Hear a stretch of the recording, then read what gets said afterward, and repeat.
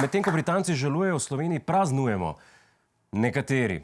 Spomnili so nas namreč, da vlado že 100 dni vodi Robert Golob. Je pa premier očitno v teh 100 dneh že ugotovil tisto, kar je vedela Elizabeta II. Vladanje je težaško delo. Ne verjamete? Tole je naš premier po prisegi v državnem zboru. Takšen pa je videti 100 dni kasneje, ko je po velenju iskal premog za TEŠ. Razlika je več kot očitna in mimogrede premoga ni našel. Saj pa vseeno uspel očediti za posebno prireditev ob okroglem jubileju. Predsednik vlade Robert Golob samozavestno prikoraka na Akademijo za gledališče, radio, film in televizijo. Tudi po 100 dneh smo še tu in vedno močnejši. Človek očitno res uživa v novi službi, dajte ga pogledati. Po mojemu še niso povedali, da predsednik vlade ob koncu leta ne dobi nagrade. Je pa res, da zdaj lahko brez težav dobi stopnice za razprodane tekme. In to se je poznalo tudi v njegovem govoru.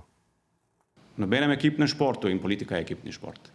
Ne zmaga noben posameznik. Okej, če imaš Luka Dončića, pomaga, ampak okej, tudi on rabi počivati vsaj minuto. Jaz domnevam, da tudi predsednik vlade počiva samo 1 minuto. Drugače pa ves cajt v akciji. In kakšen je trenutni cilj Roberta Dončića? Če bo recesija v Nemčiji, bo recesija tudi pri nas. A ste pripravljeni na recesijo? Ne na inflacijo, na recesijo. Itak, mi 100 dni delamo na čem, da preprečimo recesijo, ki je v Nemčiji. Trenutno se ukvarja s tem, da prepreči recesijo v Nemčiji. Nedvomno titanski podvig in človek se takoj vpraša, kaj bo na vrsti potem. Jaz sem drugače slišal, da se tudi kitajsko gospodarstvo ohlaja, zato bi vsekakor to lahko bil nov izziv vreden našega premierja. Malce drugačen pogled na vladne dosežke v prvih 100 dneh imajo pa v največji opozicijski stranki. Še več, žugajo z izrednimi volitvami. Pardon, tokrat očitno z izredno sejo državnega zbora. Smisel, da z izrednimi volitvami. Seja bo dober prikaz, da pogledamo dejanske dosežke prvih 100 dni vlade Roberta Goloba. Predvsem pa, da prekinemo teater absurda, samovšečnosti, arogance. A to je oster opozicijski odziv?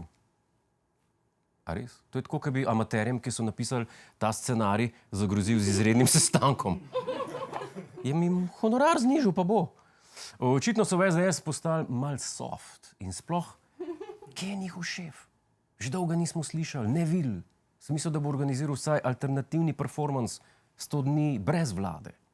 Seveda ga ne bi vodil Marcin Štefančič, ampak še edini osiveli drug TV voditelj Igor Pirkovič.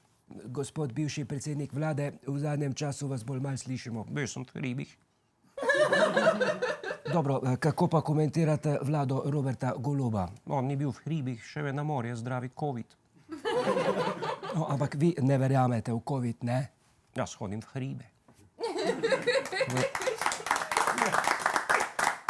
Imitacijski vložek Jureca Godlerja.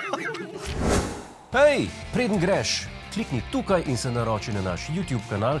Imamo pa tudi TikTok, Instagram in Facebook, tako da le urno.